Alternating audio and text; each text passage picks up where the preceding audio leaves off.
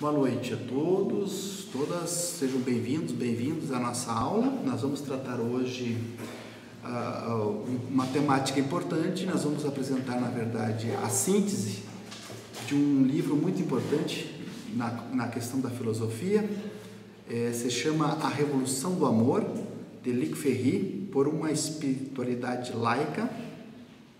Na verdade, como a gente já apresentou, é uma obra, esse autor é um autor importante dentro da filosofia contemporânea, é considerado hoje um dos 3 intelectuais franceses mais influentes. Ele é, em certo sentido, muito jovem ainda, nasceu em 1951, conta hoje com 64 anos, esta é a obra que nós vamos apresentar hoje.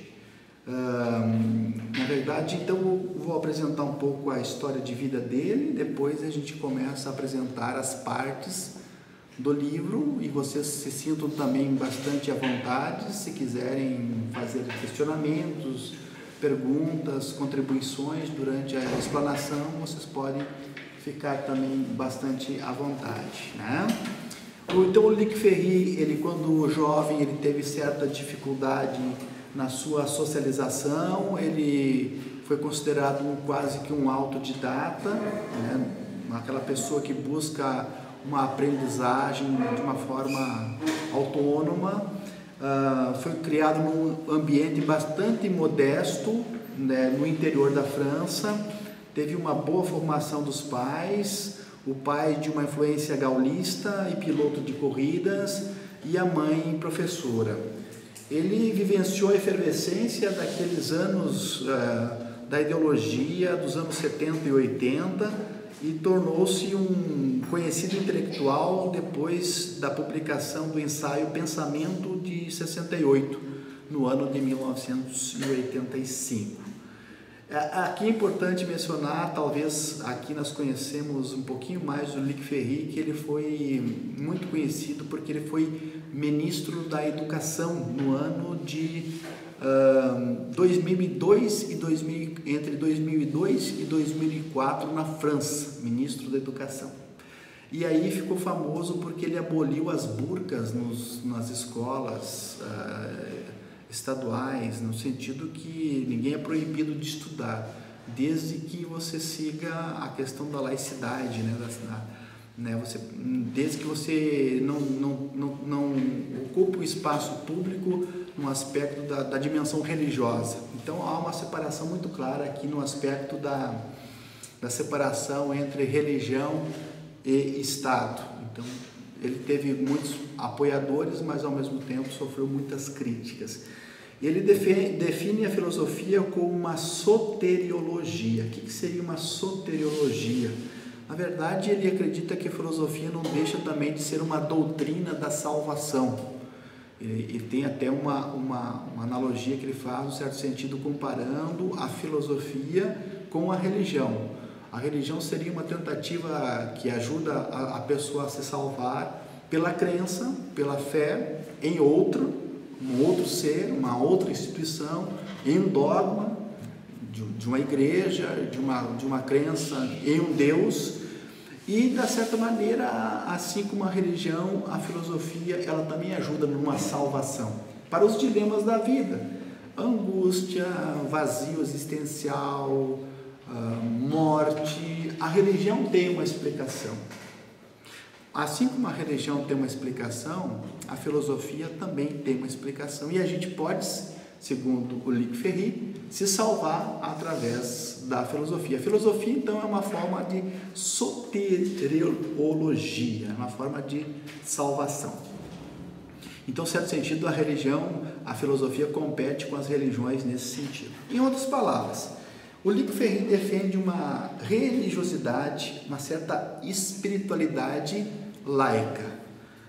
Seria mais centrada numa humanização do divino e na revolução do amor.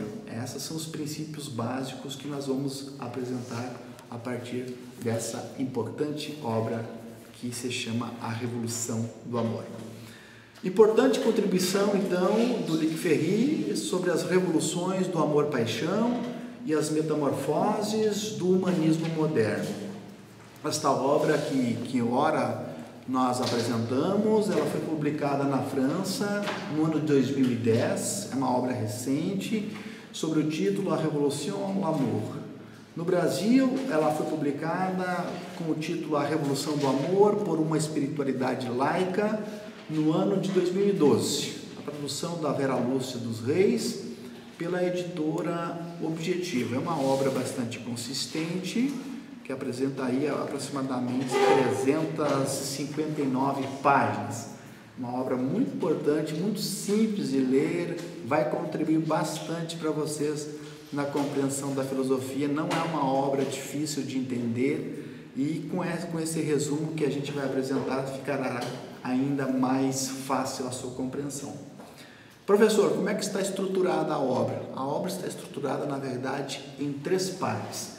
A primeira parte ele chama de teoria, a segunda ele intitula a parte da moral e a terceira ele discute a espiritualidade. Então, a primeira parte é a teoria, ele apresenta, na verdade, na primeira parte, 3 subcapítulos, que primeiramente ele começa fazendo uma certa desconstrução dos valores e das autoridades tradicionais, que é uma característica, na verdade, da pós-modernidade que nós discutimos na aula passada, desconstrução de valores e também das autoridades tradicionais.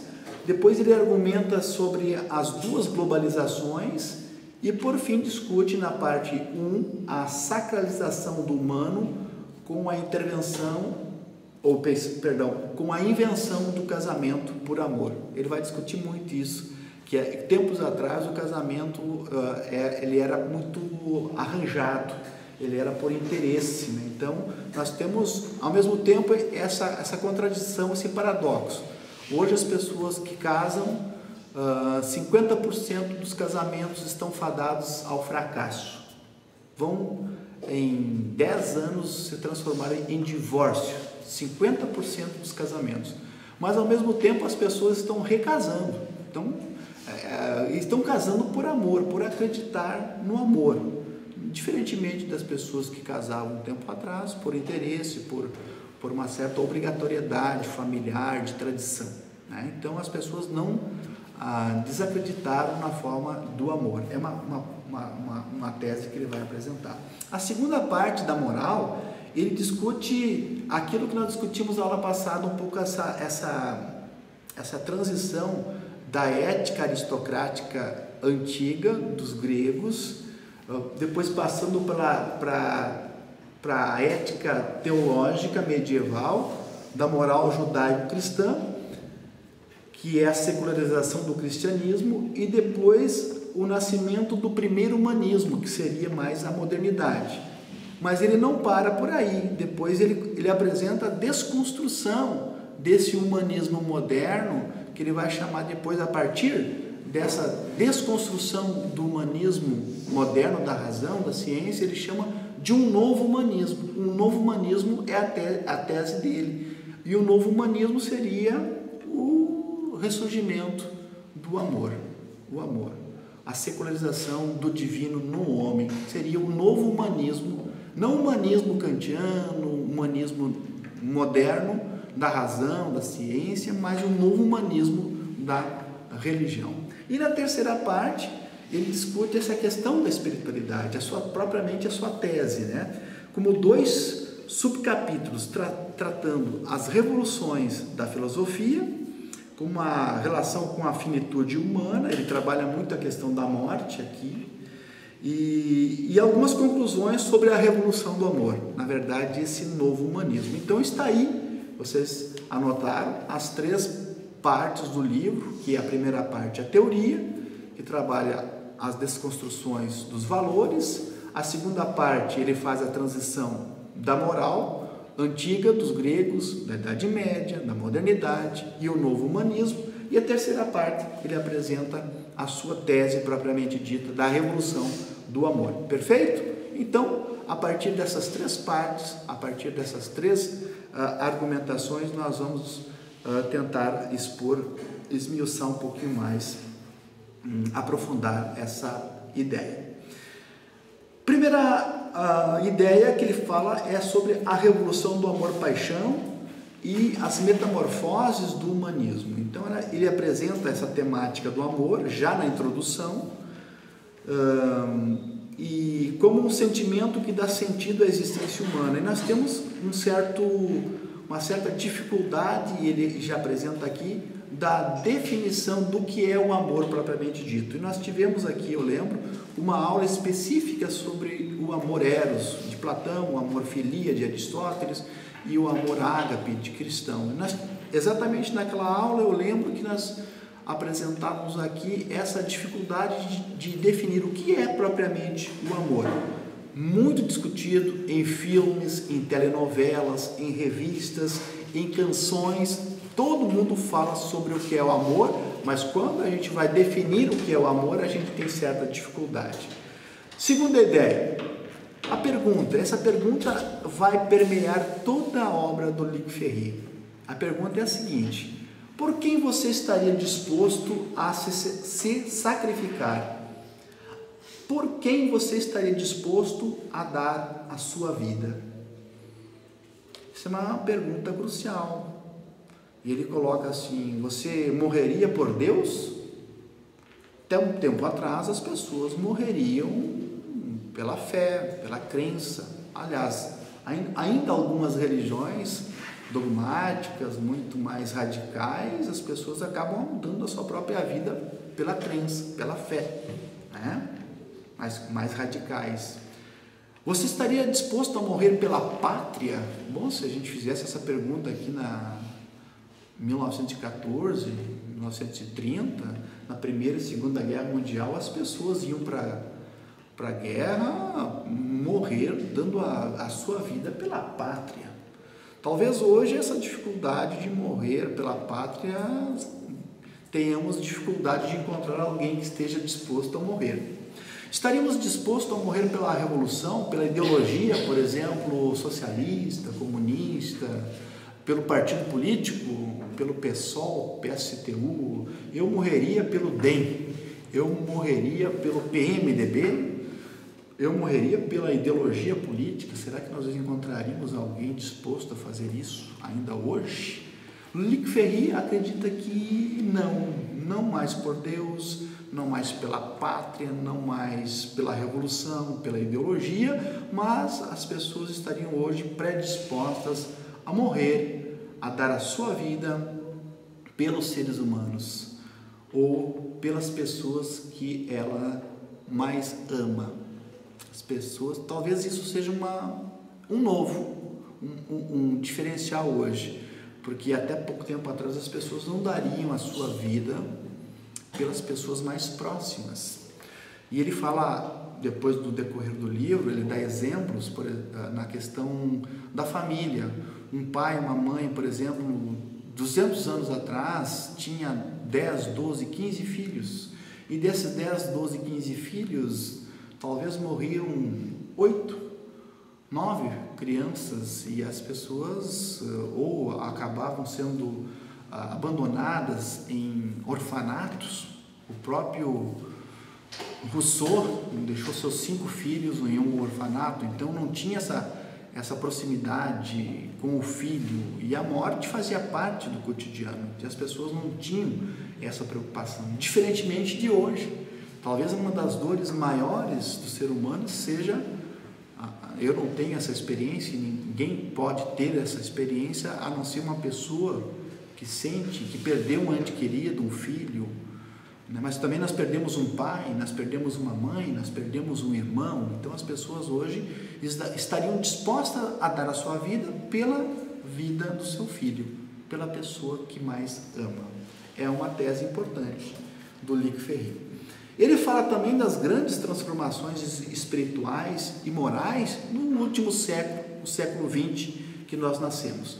Transformações das desconstruções dos valores tradicionais, principalmente do vazio do sentido da autoridade. É um tema que nós discutimos aqui nas aulas, que nós tratamos especificamente a aula passada e a aula antepassada. Nós trabalhamos a questão da ética pós-moderna. O que quer dizer a questão da desconstrução o esvaziamento do sentido de autoridade.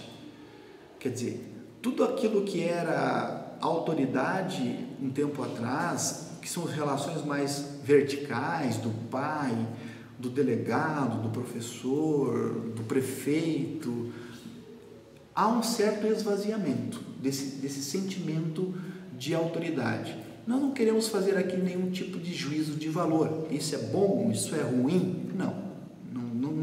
Não nos cabe fazer esse tipo de juízo.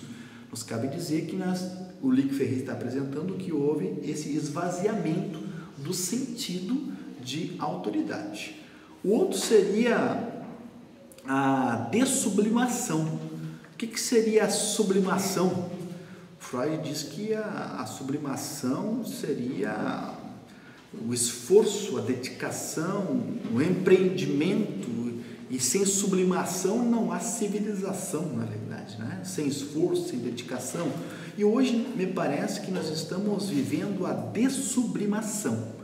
Portanto, ninguém hoje tolera nenhum tipo de esforço.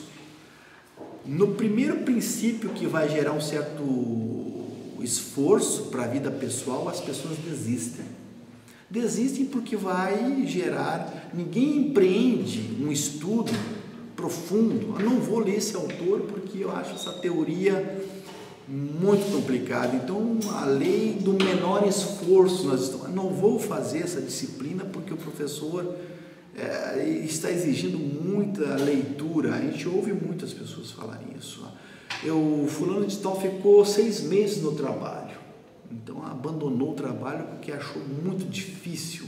Então nós estamos vivendo, o Lick Ferry, não é o Djalma, não é o professor que está falando, uma era da dessublimação. Dessublimação, as pessoas não estão mais querendo empreender um tipo de sacrifício, de esforço.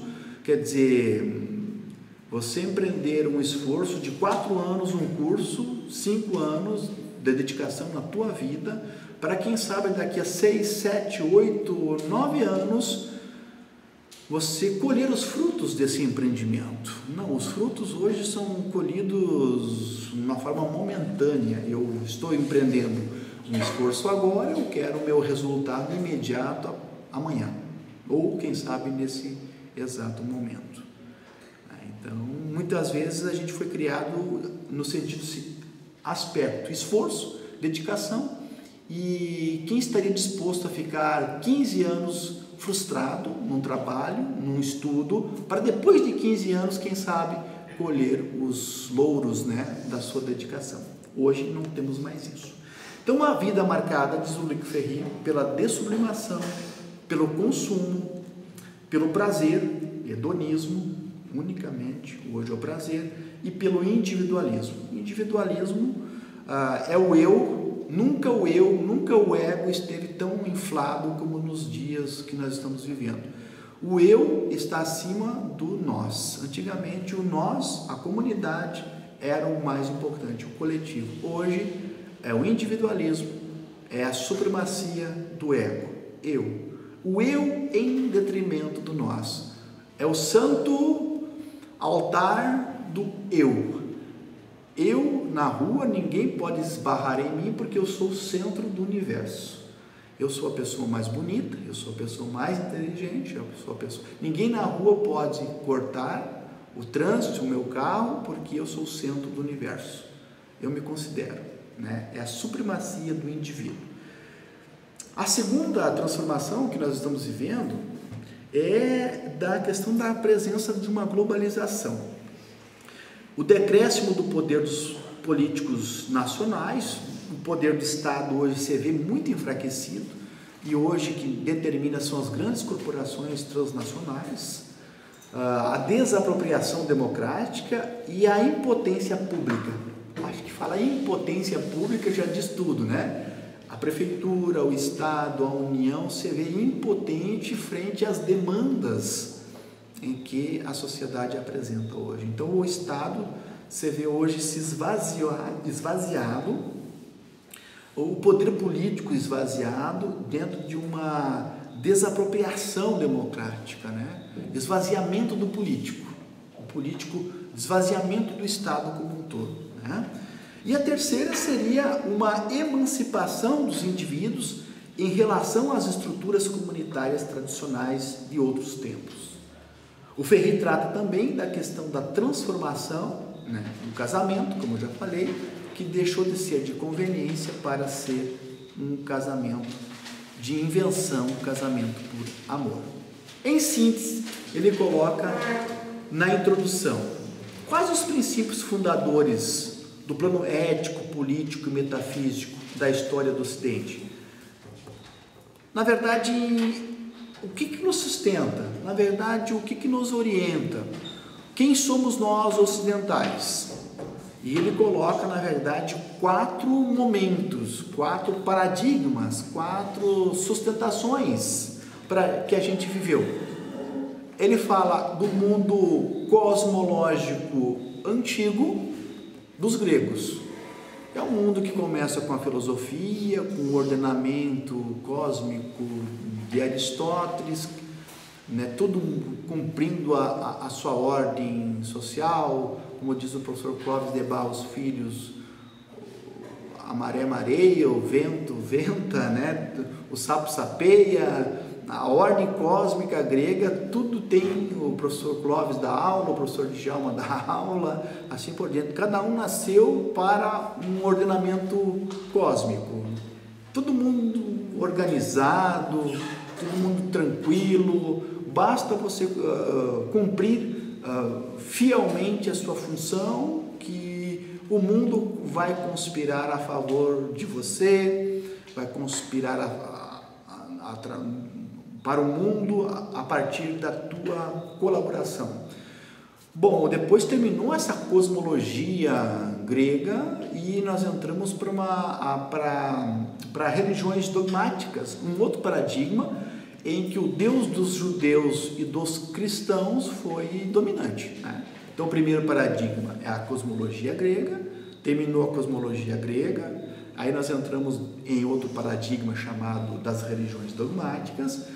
E, bom, 1000 anos perdurou a Europa, centralização da igreja, do pensamento. Seja feliz, você apenas deve seguir os mandamentos das tábuas da lei, os mandamentos do amor ágape, do amor fraterno, que você será feliz.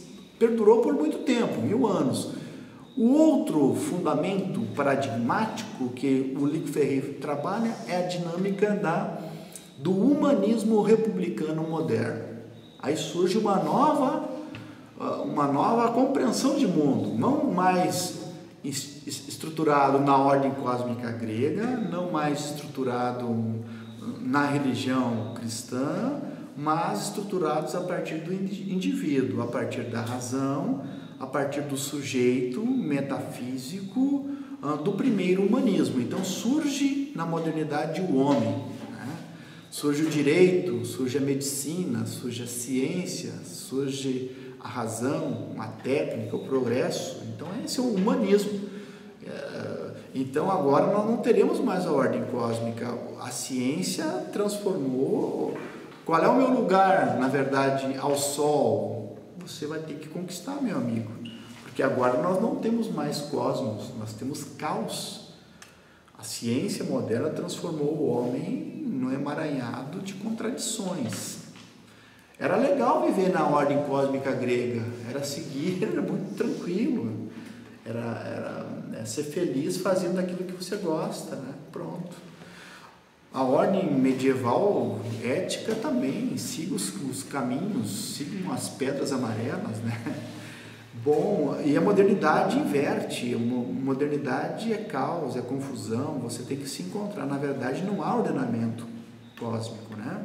E por fim ele apresenta esse novo humanismo, que é a proposta dele, que ele chama de segundo humanismo, não lá o de 1600 e 1700, ele está chamando de segundo humanismo a tese mais contemporânea que ele está apresentando agora, não mais ligado ao humanismo das luzes de Kant, né?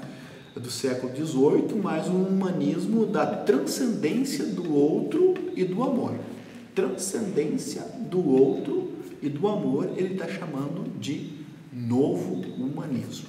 Perfeito? Então, para nós tem que ficar claro que existe 4 modelos: o modelo cosmológico grego, o modelo ético-moral medieval, religioso, o modelo racional, iluminista, moderno, né? E agora seria mais uma revolução do amor, uma certa transcendência do outro, uma certa transcendência na imanência, né?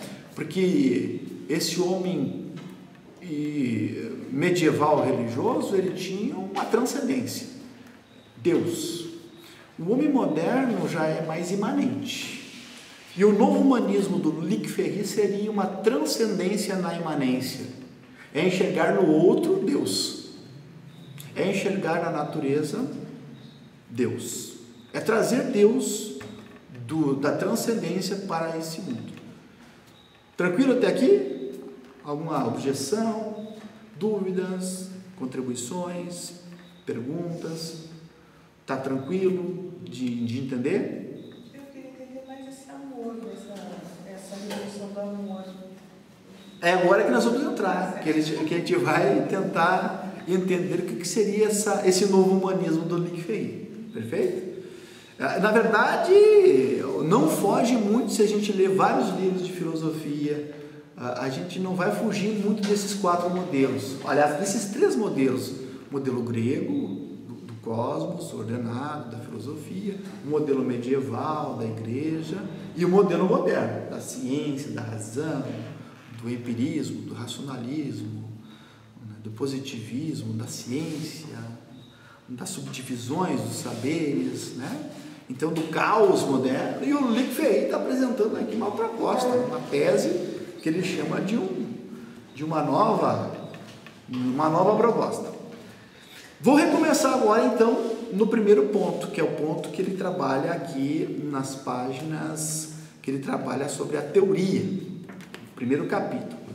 Ele começa discutindo as transformações porque o mundo passou nas últimas décadas. Ele começa discutindo que esse mundo foi abandonando um pouco o campesinato, né? Esse mundo rural, que um tempo atrás, nos anos 50, por exemplo, aos anos 60, mais de 70% da população vivia no campo, né? Com 30% vivendo nas cidades. E em 30, 40 anos você inverte a situação. Hoje nós temos aproximadamente 70% das pessoas vivendo na área urbana, e a questão rural ficou muito, né, subpovoada no aspecto. Então ele trabalha que isso acarretou progressos, avanços, mas ao mesmo tempo acarretou precariedade, o sistema de saúde, de educação, de segurança, de infraestrutura nos grandes centros. Então você desestrutura essa vida harmônica, no certo sentido, da vida rural, de uma vida de uma certa interação com a natureza, para um mundo mais mecânico, mais instrumental, mais pragmático, de um mundo da cidade. É uma questão que ele trabalha muito bem com o fim do campesinato, nos anos 50 do século passado. Isso aqui vocês podem estudar, que é muito, muito interessante. Vocês vão fazer um estudo aqui na nossa cidade de Santa Maria, nos nossos bairros, para perguntar de onde os pais de vocês vieram, os avós de vocês vieram. Do interior de São Pedro, interior da fronteira, interior da Uruguaiana, interior da quarta colônia, interior. Eram todos, né, de uma forma, de tentativa de viver de uma forma melhor na cidade. Segunda transformação que ele fala das últimas décadas: a legalização da pílula anticoncepcional a partir de 1967. Trouxe uma contribuição muito importante na revolução de um espaço a ser conquistado pela dinâmica da mulher, de uma certa autonomia, né? Então, a revolução da pílula anticoncepcional. O direito ao voto, outra revolução importante também conquistada a duras penas, né? É uma conquista. E a flexibilização das diferentes formas de união conjugal. Até um certo tempo atrás, nós tínhamos uma compreensão, na verdade, de casamento. O casamento era o casamento tradicional de um homem, de uma mulher, de filhos. Hoje nós não temos essa única forma de família. A família hoje que a gente acompanha, a família tradicional, de 4 famílias que existem, uma é aquela família que nós conhecemos, talvez somos provenientes dela, de um pai, de uma mãe, e nós temos irmãos e filhos. Hoje nós temos diferentes formas de conjugações, de uniões conjugais, por exemplo, de filhos que vivem só com a mãe, é uma família; de filhos que vivem só com o pai, é uma família; de pais que recasados, que o pai que leva o filho junto para uma nova relação, casa com uma mãe que tem uma filha ou um filho também, de uma outra relação. Então, os meus filhos, os teus filhos, os nossos filhos, é uma outra forma de família. Famílias ampliadas ou novas formas de famílias homoafetivas, filhos adotados que vivem com 2 mulheres, mães, ou filhas ou filhos que vivem com 2 homens. Então nós temos diferentes formas de compreensão. Isso é uma flexibilização da forma de união conjugal, que é uma própria dos últimos 20 anos. Até pouco tempo atrás, a separação, o divórcio era considerado uma aberração, e ela foi considerada assim, um avanço importante para novas constituições de uniões conjugais. Depois ele discute as 2 globalizações e as contradições culturais do homem. Na verdade, a primeira globalização que existiu, segundo Ferri, foi a globalização das luzes, que veio exatamente da Revolução da Revolução Científica do século XVI, XVII e XVIII, que foi uma das primeiras do triunfo da razão, o triunfo da técnica, o triunfo do progresso. Então nós temos, na verdade, essa grande globalização, que é o triunfo da razão iluminista sobre as trevas da compreensão religiosa medieval. Nós temos Copérnico, Kepler, Galileu Galilei, Descartes, Newton, Lavoisier, David Hume, Kant, Voltaire, Diderot, os principais representantes dessa revolução, revolução científica, a revolução da globalização das luzes da razão. Então, os enciclopedistas, Rousseau, Diderot, Voltaire, todos eles são os grandes papas que acreditaram na deusa razão, na supremacia da razão em detrimento da teologia medieval. Ele fala também, muitos autores, Max Weber, que ele tem essa linda frase do Weber, que o mundo moderno é o mundo do desencantamento. Que palavra bonita, desencantamento. O mundo medieval era um mundo encantado, era um mundo místico, era um mundo religioso. O mundo moderno, diz o Weber, é o mundo do desencanto. Você não encontra mais misticidade, você não encontra mais espaço para o sagrado, para o místico. Você encontra, na verdade, a ciência, uma resposta, o pragmatismo, O que significa? Houve o declínio das múltiplas divindades que supostamente o habitavam e lhe davam uma alma. O homem medieval tinha uma alma, tinha uma transcendência, tinha um encantamento. O homem moderno não tem alma nesse aspecto, não tem uma esperança. Foi suprimida todo o aspecto de crença, propriamente dito. A crença do homem moderno é a ciência. A ciência que deve ser comprovada com hipóteses para chegar a uma verdade universal, mas que essa mesma ciência ela não pode ser absoluta.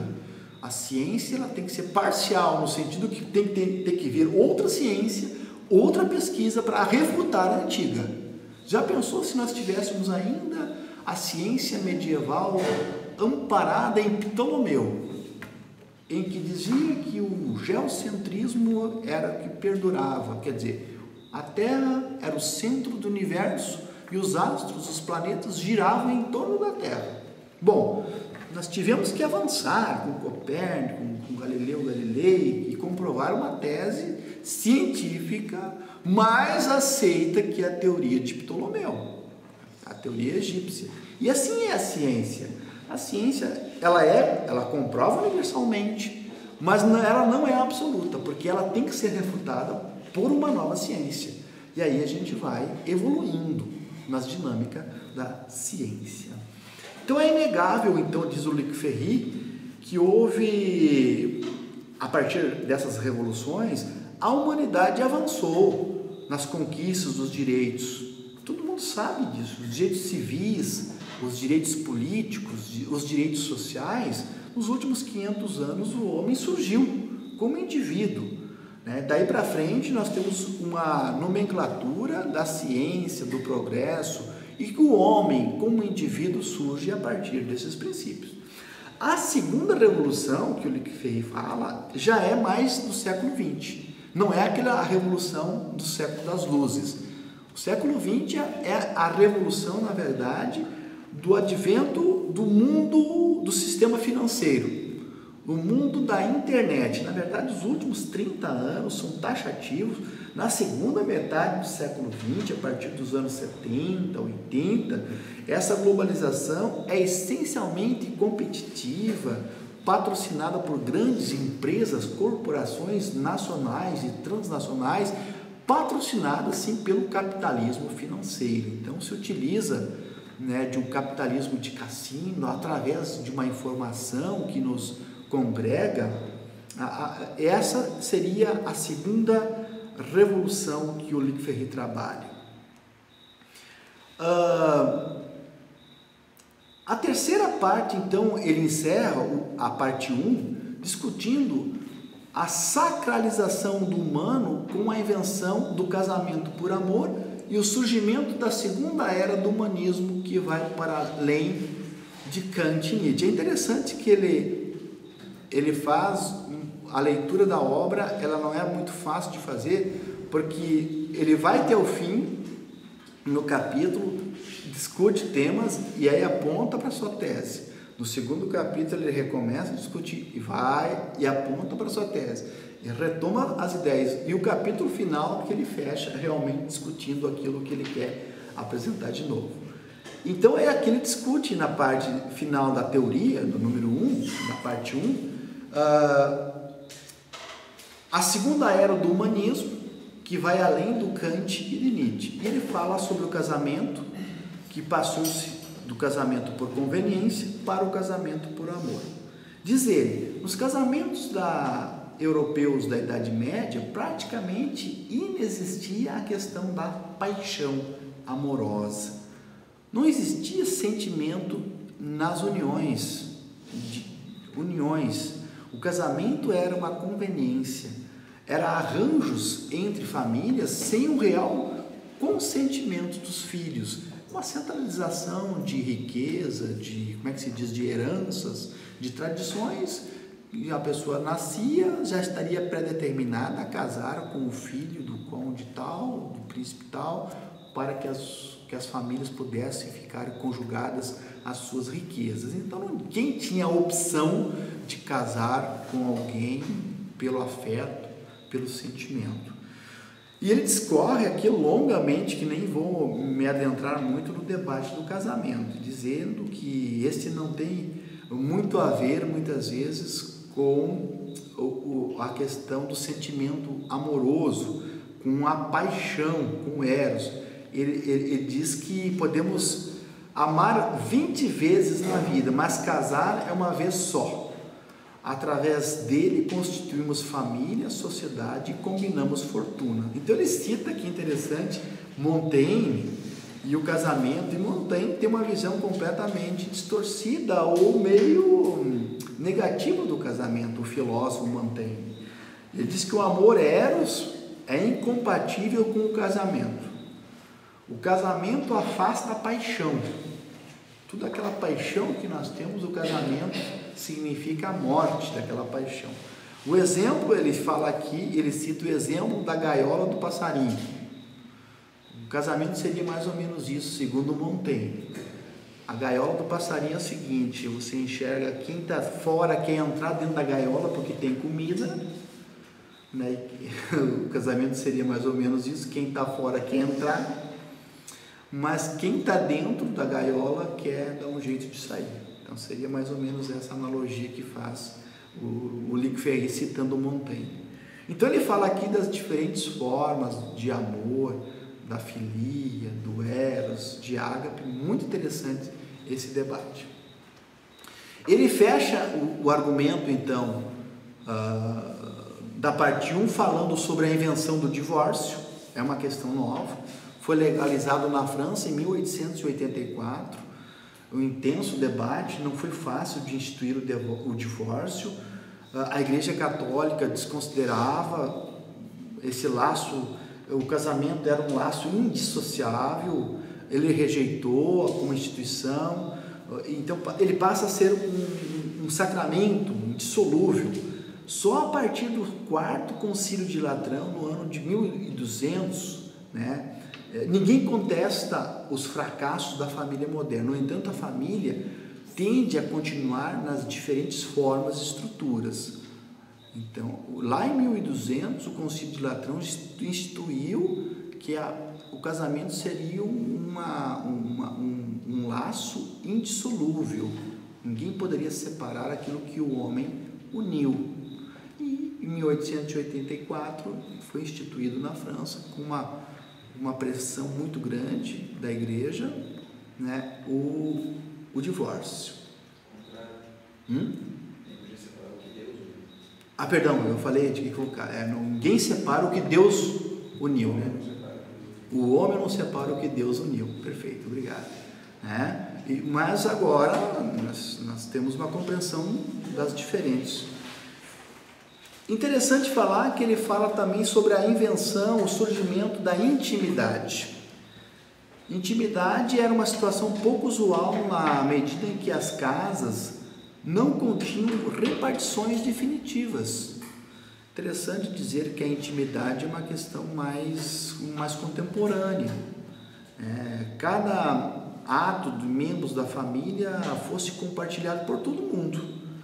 As divisórias só nasceram no século XVIII, as divisórias das casas, porque antes as casas não tinham propriamente divisórias. Elas nasceram para garantir certa privacidade, diz o Lick Ferry, para cada indivíduo. Era causa de risos entre os alunos quando a professora ensinava que o Luís XIV, o Rei Sol, por exemplo, fazia suas necessidades em público. Então vocês imaginem o Rei Sol fazendo, porque não tinha intimidade, não tinha essa preservação do indivíduo como indivíduo. Então é uma questão mais contemporânea, essa questão da nossa intimidade, das divisórias. O amor pela criança, nós já falamos. O amor pela criança é uma questão muito contemporânea, das gerações anteriores. Por exemplo, muitas famílias perdiam 1, 2, 6 filhos sem nenhum tipo de remorso. Eram abandonados a ama de leites. Rousseau abandonou seus 5 filhos. Que pai hoje em dia poderia repetir tal ato? Abandonar 5 filhos num orfanato. Lutero, Bach perderam uma dezena de filhos sem se aborrecer com isso. Diferentemente de hoje, quando a morte de um filho passa a ser a pior coisa que possa acontecer a uma família. Para eles era normal morrer os seus filhos. E assim vai. Então ele encerra essa primeira parte chamada da questão da teoria. Até aí tranquilo? Uma ideia clara? Alguma dúvida? Contribuição?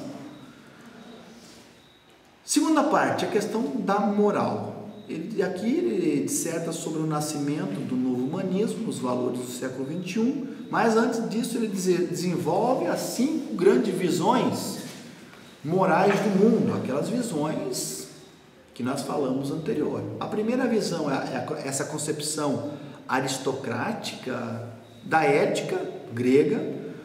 A segunda concepção e visão moral do mundo é essa visão do fundamento religioso, teológico, ético. O terceiro seria o primeiro humanismo, da ética das luzes. E depois a ética da autenticidade, ou o novo estatuto do bem e do mal na era da desconstrução. E por fim, o segundo humanismo, os valores do século XXI. Vamos rapidamente relembrar as concepções antigas. Então, a concepção grega, aristocrática da ética, essa cosmologia ética, se funda na ordem do mundo, de um cosmos hierarquizado, harmonioso, ordem na qual a polis deve ser a imitação e o reflexo. Então, o homem está submetido aos ditames da polis, né? A polis absorve o homem. Então, há uma ideia de hierarquização. Os governos, por exemplo, dos aristói significa os melhores, e do lugar natural de cada um. Aristóteles tem bem claro isso, né? Quem nasceu para ser cidadão vai ser cidadão eternamente. Quem nasceu para ser escravo vai ser escravo eternamente. Então, cada um cumprindo a sua função social. Por isso, Platão utiliza Aristóteles, a filosofia estoica trabalha muito isso, cada um no seu devido lugar. A cidade justa é aquela que imita o melhor possível e a ordem natural, situando os mais dotados no comando e os menos talentosos no bagageiro. Quer dizer o seguinte, é aquela questão hierárquica do Platão, né? Quem está no leme, né? O leme é do navio, é o rei, filósofo, intelectual, né? Quem está na segurança são o exército, né? Os guardas. Quem está lá no bagageiro ou lá no porão são os escravos que estão exercendo uma força, uma energia, né? uma energia para que a estrutura ande. É essa a estrutura hierárquica antiga. Platão trabalhou isso, Aristóteles trabalhou isso, cada um no seu lugar natural. A função que cabe a cada um de acordo com a sua própria natureza. É interessante isso, né? A fundamentação religiosa, a segunda fundamentação, é amparada aqui na moral judaico-cristã. É a concepção medieval, aparecendo aqui pela primeira vez os traços de igualdade e da liberdade. Interessante falar isso, que o cristianismo ele é um pré-anúncio das liberdades e das igualdades modernas. Você já não encontra certas desigualdades no cristianismo, você tem uma certa igualdade entre as pessoas. O cristianismo, para o Luc Ferry, é a primeira moral universalista, dando origem a uma concepção moderna dos direitos do homem, os quais serão basicamente a secularização da mensagem cristã. Interessante essa dinâmica. A terceira base de sustentação ele chama de primeiro humanismo, ou a ética republicana das luzes, situando o homem não mais no cosmos. Quando a gente fala cosmos, qual é o seu lugar natural? Lá na Grécia, né? Cosmos, ordenamento cósmico, todo mundo cumprindo essa função. O sapo sapeia, o mar mareia, assim por diante. A cadeira tem sua função, o arado tem sua função, o dente tem sua função, o braço tem sua função, a mesa, o carro, sei lá, todo mundo tem a sua função, se encontrou no seu lugar natural. Isso é o cosmos grego. Ou a divindade medieval, cada um se encontrou, né?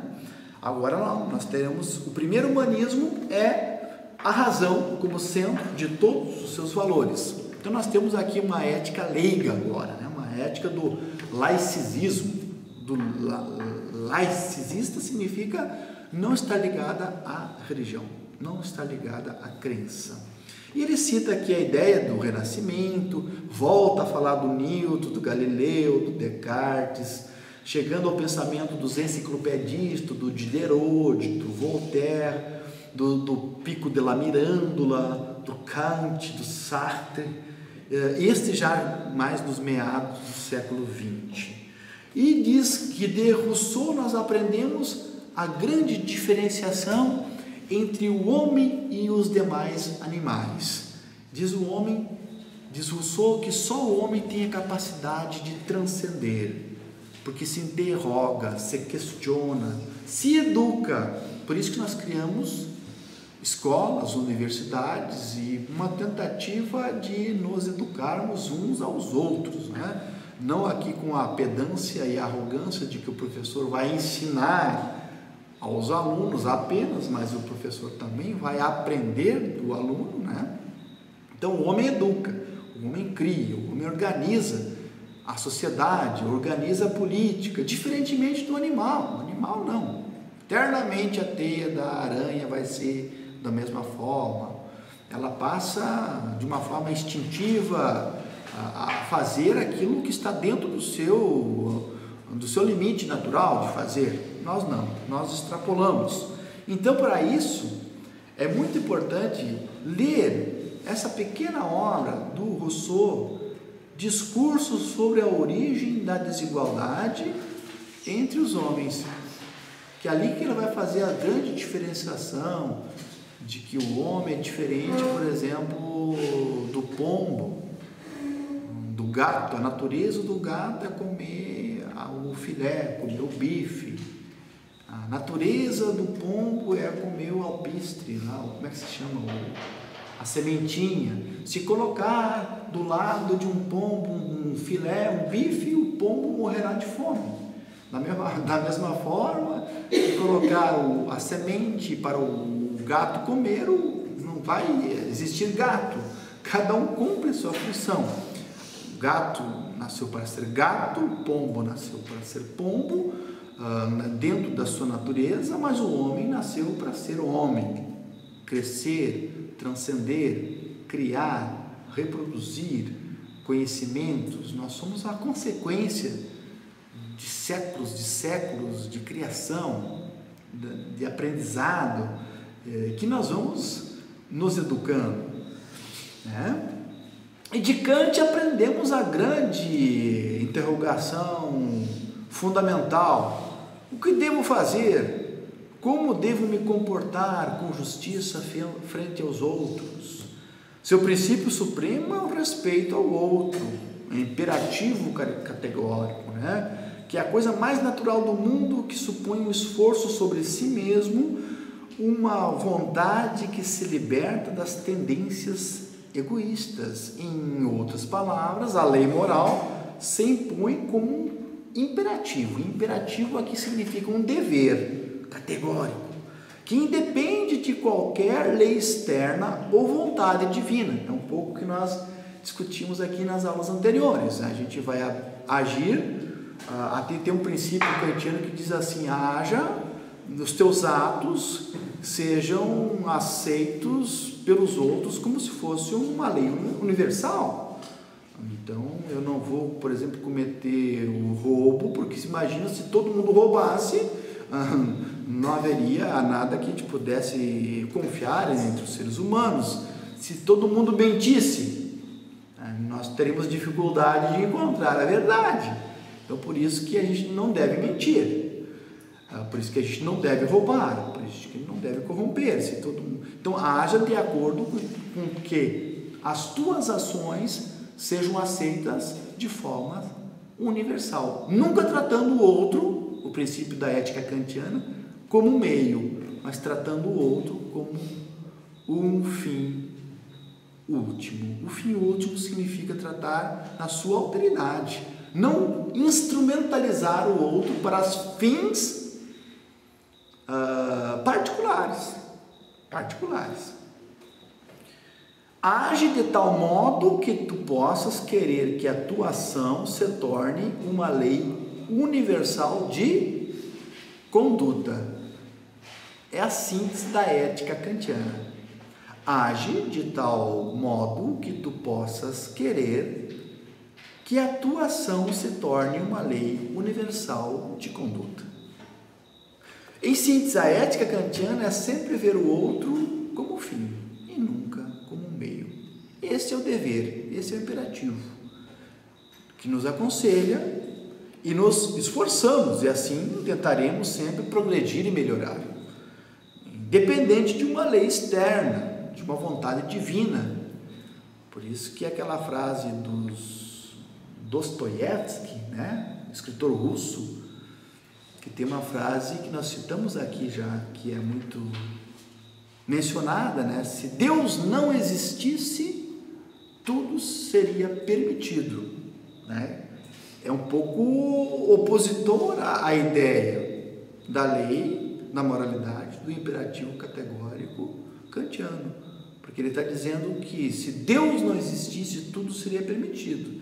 Quer dizer, eu ajo dentro da legalidade, da moralidade, porque estou sendo vigiado, estou sendo submetido a uma lei externa que é Deus. Quer dizer, se Deus não existisse, tudo seria permitido. Para Kant, não. Meu ato independe de uma lei externa, de uma regra moral, religiosa. De Sartre, aprendemos